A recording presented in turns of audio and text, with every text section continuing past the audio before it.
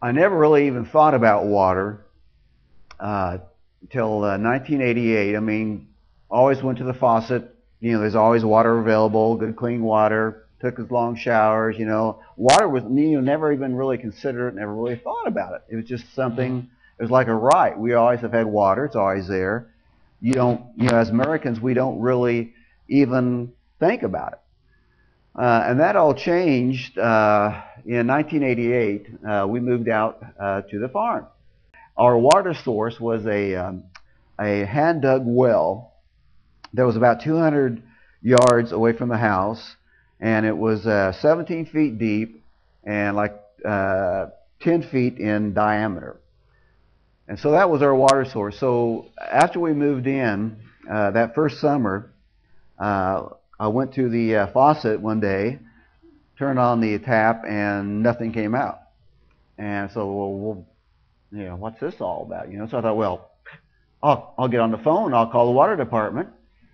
And then I realized I'm the water department. That began my I guess you could say, my learning experience of the School of Hard Knocks on water.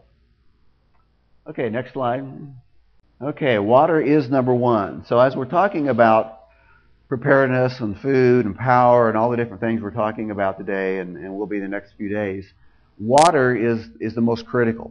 Just from simplicity that, you can go 3 minutes without air, you can go 3 days without water, 3 weeks without food. So water becomes a very critical aspect of your preparedness. The average person loses between 2 to 3 quarts of water every day just through urine, sweat, and even simply just breathing. 60% of your body, 75% of your brain, and 83% of blood is water. So basically, we're made up of water. And at 20% dehydration, you will die. So it is a very, very important issue. And again, I think it's one that we don't really think about. Another fact is that water is heavy. Okay, it runs about 8.5 pounds for a gallon of water. Now, you need to think about that in terms of transportation. So let's say you've already scoped out, and there's a lake in your neighborhood that's 3 blocks away or something, and I can use that water if I need to. Okay, but you have to transport that water, so you need to be think. If I'm walking, if I have to walk to carry that, or even if I have a vehicle, weight is a large issue with that because water is just heavy, and a lot of people just don't think about that. Okay, so you need to have identified another water source where you're going to get additional water. And again, let's say maybe you have a lake or you have a pond that's not too far from you, or a mile or two, and you're going to be able to have access to some water, surface water. Okay, all surface water needs to be purified. Okay? So whatever source, where you're getting it from, you're going to need to purify that water. There's 3 different categories that we're going to actually purify the water from. Okay, the first category is called Protozoa. Now that's things like amoeba, giardia, cryptosporidium, and they run from 100 microns, or 1 to 100 microns, and they average 16 microns.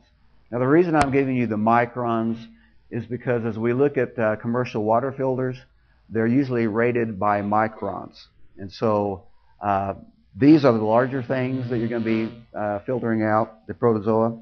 The next is bacteria, the second category. Now bacteria are things like dysentery, typhoid, cholera, E. coli, and they range from 0.2 to 1.5 microns.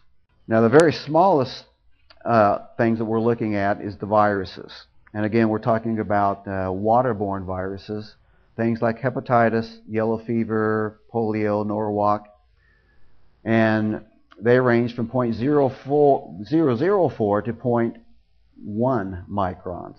Viruses are usually not a problem unless they've been a outbreak of a viral disease. In fact, Sawyer, one of the brands that we carry that does take out viruses that get down to 0.02, it says on their site that people in their natural environments typically only need bacterial protection because they build up immunity over time to the viruses they've been exposed to.